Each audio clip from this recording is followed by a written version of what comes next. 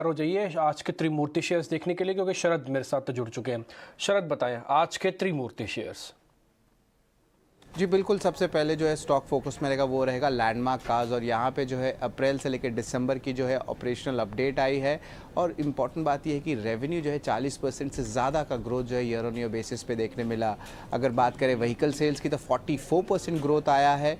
और after sale service में भी जो है रेवेन्यू में लगभग 30% का ग्रोथ देखने मिला है। हाल ही में कंपनी लिस्टेड है और सिर्फ जो आपकी स्पेस में जो आप कह सकते हैं लग्जरी कार रिटेल है, वहाँ पे जो है सिर्फ ओनली लिस्टेड कंपनी भारत में है। और इसके अलावा जो है कंपनी की कमेंट्री भी स्ट्रांग आई है। उन्होंने कहा है कि राइजिंग इनकम लेवल्स देखने मिली है और नए लॉन्चेस उनको ओईएम पार्टनर्स के कारण जो है अच्छी सेल्स देखने मिल रही है। दूसरा स्टॉक फोकस में रहने वाला है पॉलीप्लेक्स इंडिया।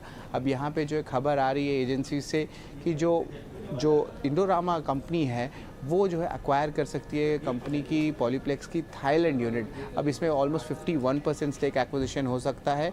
और इसका जो वैल्यूएशन है हमने जो है निकाली है, क्योंकि ऑलरेडी थाई एक्सचेंज में लिस्टेड है, तो ऑलमोस्ट 5610 करोड़ रुपीज़ में जो है तब्दील हो रही है। हालांकि अगर ये एक्विजिशन होगी तो एक टेंडर ऑफर भी जो है निकाला जाएगा। इसके अलावा तीसरा ग्रुप ऑफ स्टॉक्स फोकस में रहेगा health care group of stocks. यहाँ पे शाल्बी के नतीजे आए थे, तीसरे तिमाही के स्ट्रॉन्ग सेट ऑफ नंबर्स देखने मिले थे। और एरिस लाइफ साइंस के भी हैं overall strong to mixed numbers देखने मिले थे। और दोनों कंपनीज की रेवेन्यू जो टॉप लाइन ग्रोथ है ईयर ऑन ईयर बेसिस पे 20% से ज़्यादा का ग्रोथ आया। लेकिन एरिस लाइफ साइंस में एक इंपॉर्टेंट डील भी आई है जहाँ पे वो 9 ट्रेडमार्क्स खरीदे हैं डर्मैट प्रोडक्ट्स के लिए ग्लेनमार्क फार्मा से। लगभग 340 करोड़ का टोटल कंसिडरेशन है। और इम्पॉर्टेंट बात यह है कि उनका जो रेवेन्यू है वो जो है कंट्रीब्यूशन डर्मैट सेगमेंट से 7% से बढ़ के 13% हो जाएगा। और ये डील की जो वैल्यूएशन हुई है वो ऑलमोस्ट 4 टाइम्स उनके ईवी टू सेल्स रेशियो में हुई है। ठीक है, बहुत बहुत शुक्रिया शरद। शरद ने बहुत ही शानदार स्टॉक का नाम लिया, मेरा भी पसंदीदा स्टॉक है आजकल कैटेगरी ऑफ ऑपरेशंस की वजह से। वैल्यूएशन आप देख लें, चार्ट्स भी आप देख लें, लेकिन आप इसको मिस नहीं कर सकते। जो के शेप रिकवरी की बात हो रही है पूरी दुनिया भर में, कल लुई वितौन ने का स्टॉक भी चला और उसके नंबर्स बहुत ही ज़बरदस्त आए थे। जरा ओवरसीज ट्रिगर से वो लुई वितौन वाला पॉइंट लेके आइए।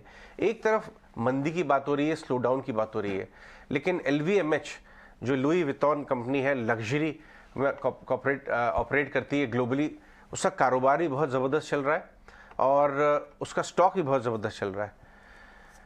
डायरेक्टर साहब, ग्लोबल ट्रिगर में LVMH नाम का एक लाइन है और वो है रिकॉर्ड। चीन के रीओपनिंग से LVMH नए रिकॉर्ड स्तर पर पहुंचा। ये पॉइंट बहुत ज़रूरी है क्योंकि इसका डायरेक्ट कोरिलेशन हमारे लैंडमार्क कार्स के स्टॉक के साथ है। लग्जरी कार्स, लग्जरी कैटेगरी बहुत तेज़ी चल रही है। लैंडमार्क कार्स मर्सिडीज, फोक्सवैगन और बहुत ऐसे लग्जरी कार्स का रिटेलर है, उसका डेटा अब आप लेके आइए लैंडमार्क कार्स का, जो शरद ने पढ़ के दिया था।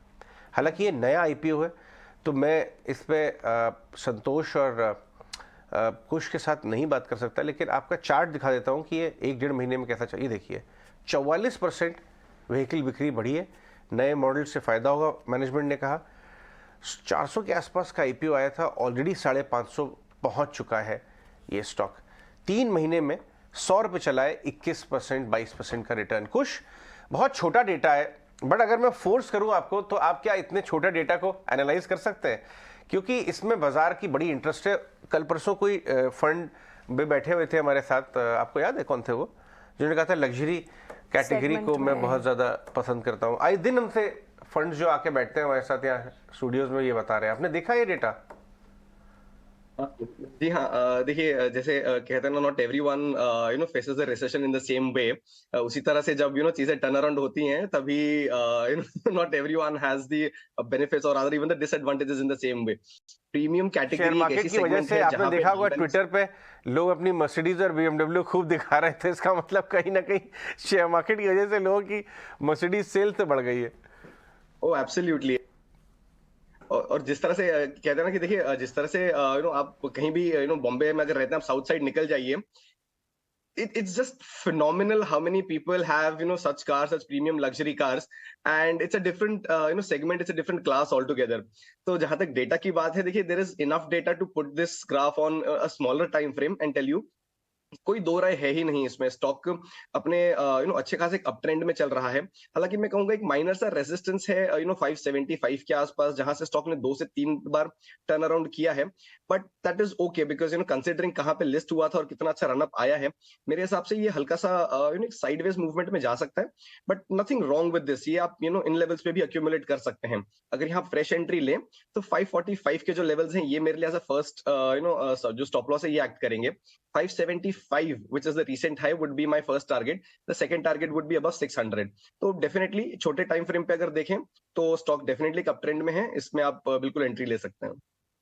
नीश कैटेगरी को भारत बहुत ज़्यादा बढ़ावा दे रहा है और इनफैक्ट अजय जिस तरह आप सही कह रहे हैं, मार्केट्स में ट्रेडिंग कर मर्सिडीज की बाइंग काफी हो रही है। मर्सिडीज नहीं खरीद सकते तो कोई बात नहीं, लेकिन मर्सिडीज रिटेलर का स्टॉक तो ले सकते हैं, एटलीस्ट वो तो कर सकते हैं।